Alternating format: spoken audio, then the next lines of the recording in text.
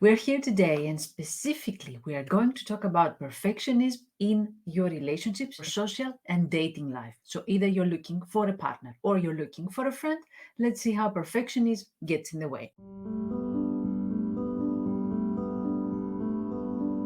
How perfectionism sabotages our life, social life, dating life. Three ways. The first way is when you want to be perfect with yourself. So when you're judging yourself, so you're planning to go on a meeting, on a party, on a dinner, or a meetup event where you don't know people, or maybe you know some people, or maybe you know everybody. But then perfectionism gets in the way. I'm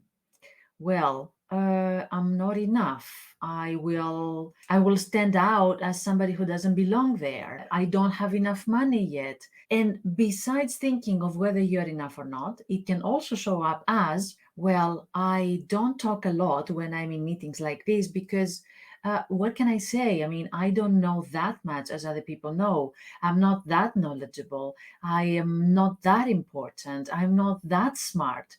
All these things are judgment about yourself. I am not enough. This is what you're telling to yourself. So you either go, but you are hiding yourself because you think, who am I to talk? Who am I to talk to this lady or talk to this man? Who am I? I'm not that handsome, that smart, that fantastic. So either you go and you hide or you don't go at all because you're afraid to show up, because you are afraid that whatever you have, whatever you bring as a personality, as features, as qualities, as skills, yeah, it's not enough and it's not going to be seen by other people and it's not going to be important enough in order to get their attention.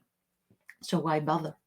And then you just stay home. You don't even go there. You don't even try going there. So you see a lot of judgment, huh? So the first way that perfection gets in the way is you are judging yourself. The second way is you are judging others. So sometimes we go there, but we kind of expect that people will disappoint us. We are looking for evidence that they are not enough. Like, why is he here? Is he that desperate? Why would she come in this event?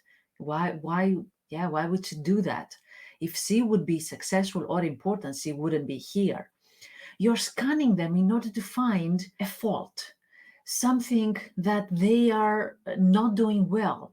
Maybe you find something in their looks, why their hair is like that, why they're dressing like that. I don't dress like that.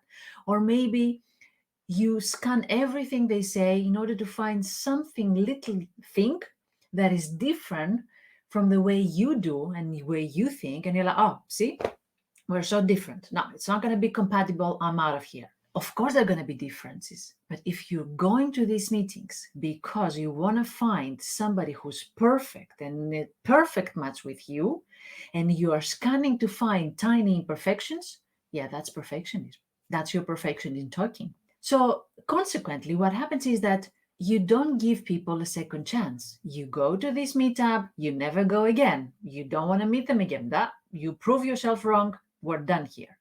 You don't give relationships enough time. You think that if it works in 2 meetings, it works. If it doesn't, that's it. You don't give your relationships enough time. Or what you do is like you overwork yourself. You go to so many meetings that you don't actually have the chance to connect with people. You have Monday and Tuesday and Wednesday and Thursday. You go to all different places, but then at the end of the week, like, oh, I don't remember. There was a guy somewhere that I had a good rapport, but then I don't remember where was that. And we didn't even exchange numbers. And how am I going to find them again? So you're completely losing control because this is driven by panic. I want to find somebody and I has to be perfect and I have to go to a million different places in order to find this person. That's the second way, you judging others, your perfectionism, trying to find imperfections in others. The third way, you're judging the circumstances. Well, why would I go now? Now it's summer and people are on holidays. I'm not going to find anybody. Or, yeah, I'm going to wait on reaching out to other people because now I'm in between jobs And what would people think of me? So you see the circumstance of your life, but actually you're also judging yourself. So you'll always find something that is not perfect, a perfect situation, a perfect circumstance, in order to go out there and find friends or find a partner. So what happens eventually is that we get stuck in loneliness. And when we get stuck in loneliness, we tend to ruminate over all these different reasons why we are not enough, why other people are not enough, why life is treating us in an unfair way, whether we deserve it.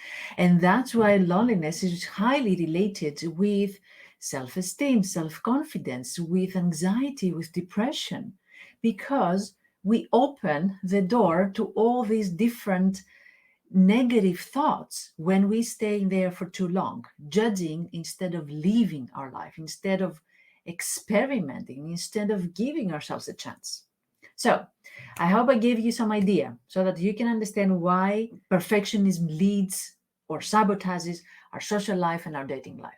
Let me know your thoughts. Let me know your experience. Have you experienced something like that at some point in your life? What are the thoughts that actually block your way? Either it's about you or about others or about circumstances. Remember, three ways: judging yourself, judging others, judging your circumstances.